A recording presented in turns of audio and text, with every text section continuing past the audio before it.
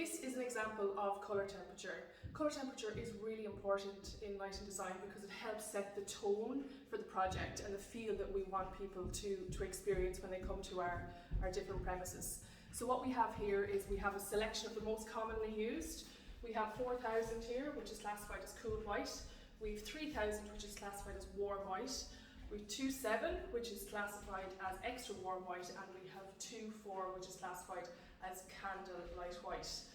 When do we use these different colour temperatures? So the 4,000 is quite commonly used on commercial projects, and we will see it a lot in residential in warmer climates.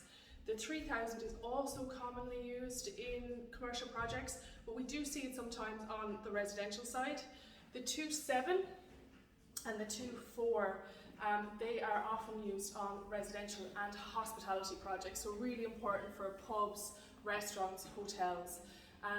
We really want to push to that the warmer colour temperature, the 2.4, because that really helps set that tone, that warmth that we really want to feel both in our homes and on the hospitality side as well. And so kind of giving that real candlelight feel. So if you want to know more, do check us out here, or follow us on our social media channels, or check out our website as well, or even come to our showroom.